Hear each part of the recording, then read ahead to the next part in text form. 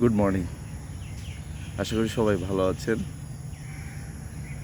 আজ শনিবার 13ই জুলাই। গতকাল খুব বৃষ্টি ছিল, হাঁটার সৌভাগ্য হয়নি। আজকে হাঁটতে বেরিয়েছি। আজকে রোদ উজ্জ্বল সকাল, চন্দ্রিমায় বেশ পরিপাটি আছে, হাঁটছি। যাই হোক, ভাবছি কি বলা যায়। কালকে রাতে কয়েকজন বিখ্যাত ব্যক্তির জীবন কাহিনী পড়ছিলাম।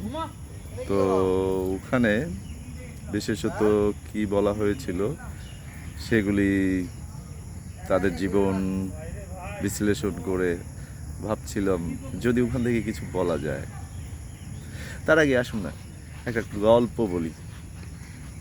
গল্পের মাধ্যমে হয়তো আপনাদের ভালো লাগতে পারে। আপনারা হয়তো মার্ক টয়েনের কথা জানেন। তিনি অনেক আগের লেখক, আমেরিকান লেখক।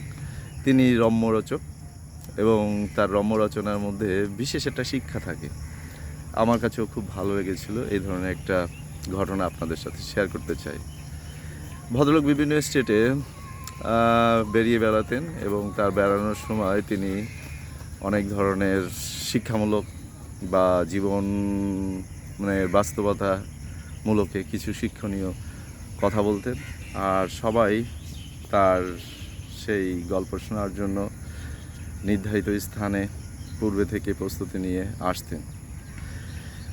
যথারীতি অনুযায়ী তিনি একটি আমেরিকান স্টেটে গিয়েছেন এবং সেখানে তার নির্ধারিত স্থান রয়েছে যেখানে তিনি বক্তৃতা দিবেন।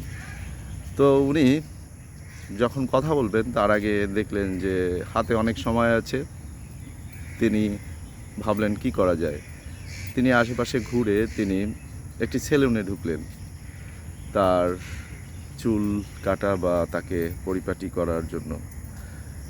তিনি যখন সেলুনে বসে তার চুলদাড়ি পরিপাটি করছিলেন তখন ওই দোকানদার বা নাপিত তার সঙ্গে কথোপকথন করছিলেন। তাকে বলছিলেন, ভাই তোমাদের শহরটি খুবই সুন্দর, আমি এখানে নতুন এসেছি, অনেক কিছু হয়তো দেখার আছে তাই না? তখন প্রতি উত্তরে নাপিত বলেছিলেন, হ্যাঁ জনাব, আপনি ভালো সময় এসেছেন। আপনি হয়তো জানেন না, আজ বিকালে আমাদের থিয়েটারে একজন বিখ্যাত ব্যক্তি কথা বলবেন, আপনি আজকে সেখানে যেতে পারবেন। তো ভদ্রলোক শুনলেন, বললেন ভালো কথা। নাপিত পক্ষান্তরে বললেন, আপনি কি টিকিট কেটেছেন আজ যে থিয়েটারে যাবেন? তখন ভদ্রলোক বলল, না তো, আমি কোনো টিকিট কাটিনি। তখন তিনি বললেন, তাহলে তো আপনাকে অনেক মুশকিল হবে সেখানে যেতে। তো আপনি দেখতে পারেন, টিকিট পেতে পারেন, তবে টিকিট পেলেও বসার আসন পাবেন না, আপনাকে দাঁড়িয়েই তার বক্তৃতা শুনতে হবে। তখন ওই ভদ্রলোক বললেন, হ্যাঁ ভাইটা আপনি ঠিকই বলেছেন, আমি যতবারই এ ধরনের কোনো অনুষ্ঠানে গিয়েছি কখনো বসে অনুষ্ঠান উপভোগ করতে পারিনি, সবসময় আমাকে দাঁড়িয়ে দাঁড়িয়েই এই অনুষ্ঠানে যোগ দিতে হয়েছে। গল্পটির মানে অতি চমৎকার না? আমার কাছে খুব ভালো লেগেছে। বিখ্যাত ব্যক্তিরা তারা তাদের জীবন দশায় সব কিছু দিয়ে যান, আর সেই দেওয়ার পিছনে তারা কত কষ্ট করেন তাই না?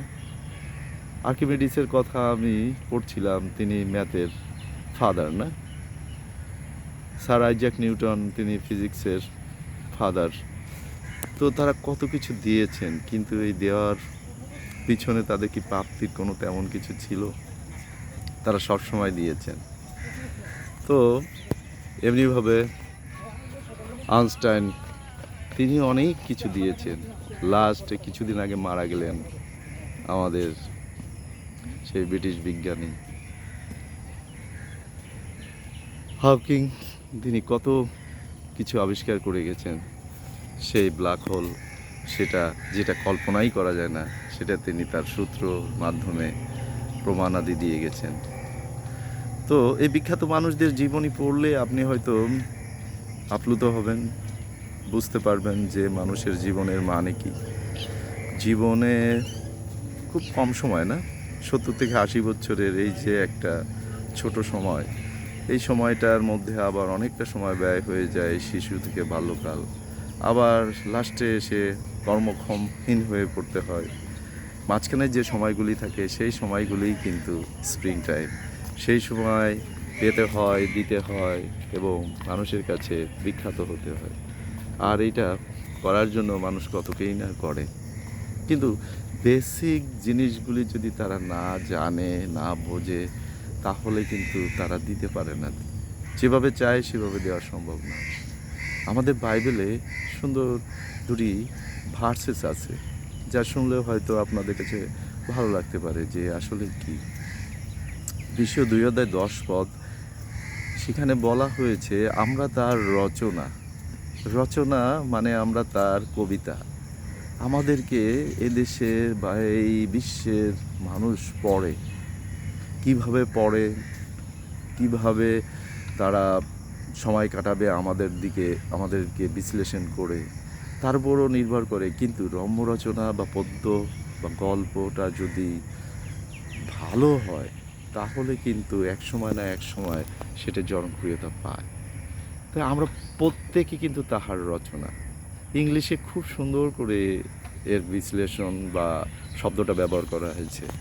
ইংলিশে রচনা বলতে যে শব্দটা এখানে ব্যবহার করা হয়েছে, ওয়ার্কম্যানশিপ।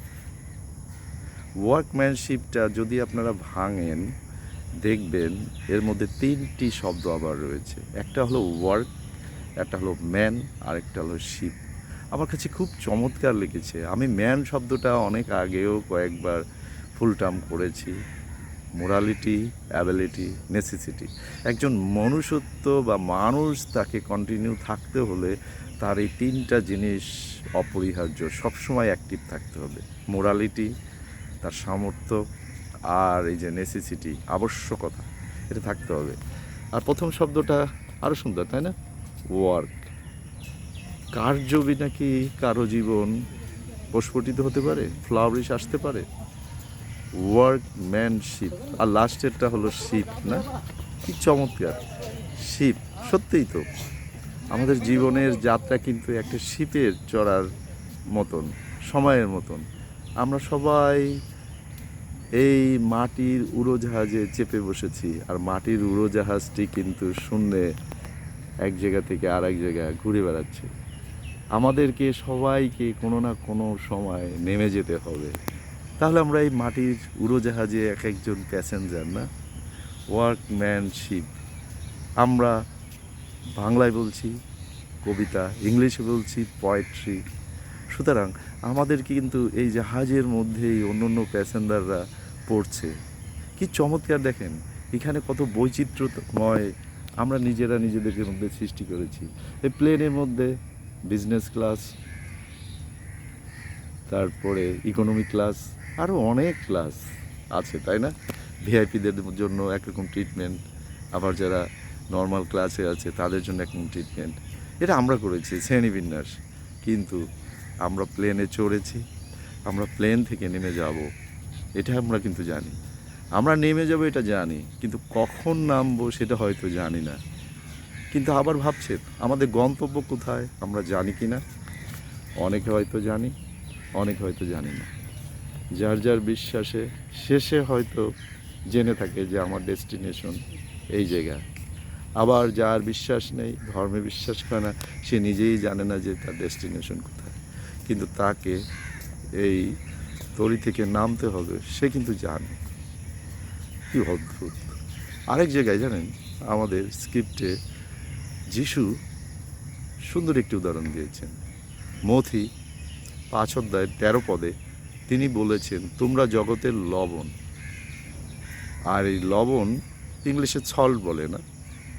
আর এই লবণের যদি স্বাদ না থাকে, তাহলে এই লবণের কিন্তু কোনো দাম নেই।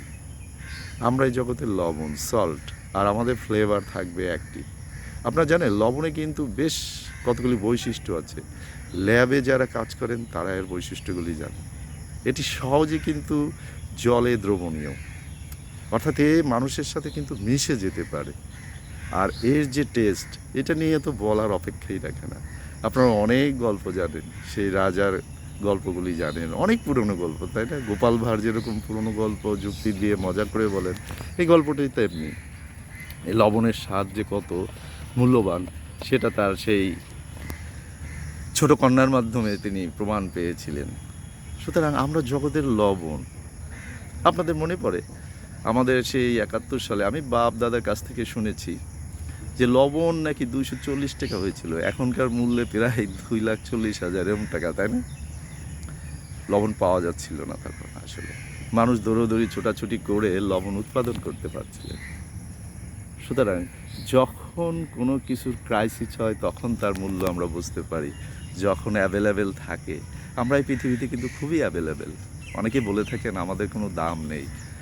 অন্য অন্য পশু, জীব বা বস্তুর দাম আছে বাজারে, আর আমাদের কোনো দাম নেই। বাজার করতে গেলে একটা মাছ অনেক টাকায় কিনতে হয়, একটা খাসি অনেক টাকায় কিনতে হয়, গরু তার মাংস অনেক টাকা, অনেক দাম, কিন্তু আমাদের কোনো মূল্য নেই।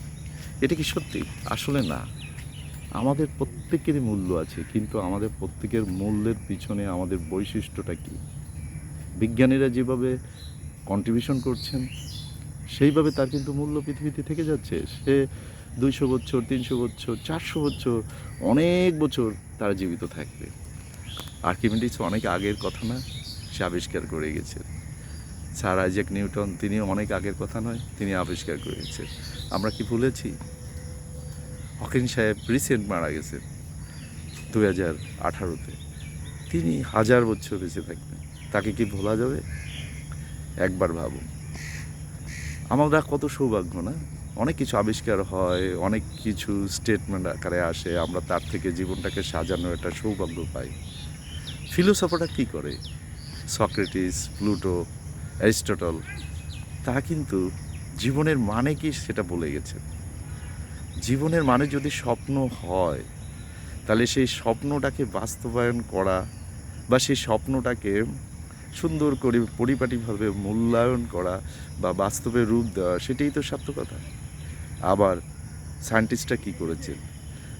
ফিলোসফাররা যে স্বপ্নটা বা জীবনের মানে বলেছেন, সেই জীবনের মানেকে বাস্তবায়ন করার জন্য যত প্রবলেম আসে, সেই প্রবলেমগুলিকে তারা ফিজিক্স, ম্যাথমেটিক্স দিয়ে সমাধান করেছে।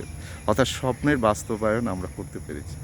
তাহলে আমরা কত লাকি, আমরা কত কিছু দিতে পারি, আমরা কত কিছু সুনাম এই জগতে রেখে যেতে পারি। সুতরাং একবার আপনার মূল্যকে আপনি মূল্যায়ন করুন। আমরা কিন্তু ওয়ার্কম্যানশিপ, অর্থাৎ পোয়েট্রি, এক একটি কবিতা আমরা যখন অন্যের দ্বারা পড়ব, তখন আমাদের কবিতার মধ্যে কত মানে আছে সে তারা কিন্তু আবিষ্কার করবে। আর এই কবিতা কিন্তু আপনি লেখেননি, এই কবিতা আপনার সৃষ্টিকর্তা স্বয়ং লিখেছেন। আমাদের নতুন নিয়মে প্রেরিত পোল তিনি এই কথাটি বলেছেন তার এপিসোড 2 অধ্যায় 10 পদে, আমরা তাহার রচনা। আমরা তাহার রচনা মানে সৃষ্টিকর্তা ঈশ্বরের রচনা, আর তিনি লিখেছেন চমৎকার করে। সুতরাং আপনাকে সবাই পড়ছে, আপনার রম্য রচনাটি, আপনার কবিতাটি কিন্তু এই পৃথিবীর মানুষ লেখেনি। যীশুখ্রিস্ট বলেছেন আমরা জগতের লবণ, আমাদের স্বাদ আছে, আমাদের স্বাদটাকে শুধু অ্যাক্টিভ রাখতে হবে। এটা হলেই আমরা সার্থক মানুষ, অন্যকে অনেক কিছু দিতে পারবো। সুতরাং আজকের দিনটি সাব্বাত দিন। আমার বিশ্বাস অনুযায়ী আমি চার্চে যেয়ে থাকি, আপনারও নির্ধারিত বিশ্বাস অনুযায়ী শুক্রবার, শনিবার, রোববার বিভিন্ন জায়গায় আপনার উপাসনায় যেয়ে থাকে। সুতরাং আপনার মূল্য সৃষ্টিকর্তার কাছে অনেক বেশি। আপনি আশীর্বাদিত হন, আপনি পৃথিবীর কাছে মূল্যবান মানুষ হিসেবে পরিগণিত হন। আপনাকে 1000 বছর মানুষ মনে রাখবে। Albert Einstein, Archimedes, sir Newton, একে বা এনাদেরকে যেভাবে মনে রেখেছে তেমনিভাবে মনে রাখবেন। আমরা যেরকম এক একটি সহযাত্রী মাটির উড়োজাহাজে চেপে বসেছি, অর্থাৎ পৃথিবীতে আছি, আমরা এক সময় নেমে যাব। নামার পূর্বে যা কিছু করার এই পৃথিবীতেই করে যেতে হবে। আমার পাশে, আপনার পাশে আমাদের সহযাত্রী আছে, অনেকেই আছে, তাদের সহিত আমাদের সেই কবিতার কথা, সেই জীবনের কথা, সেই লবণের কথা সহবাদ করছি। সুতরাং আপনার জীবন আমার জীবন সুন্দর হোক, আপনার দিন আমার দিন সুন্দর হোক, আমার জীবনের স্লট আপনার জীবনের স্লট আশীর্বাদে পরিগণিত হন, এই কামনা করে সবার কাছ থেকে আজকে বিদায় নিচ্ছি। নমস্কার, ভালো থাকবেন।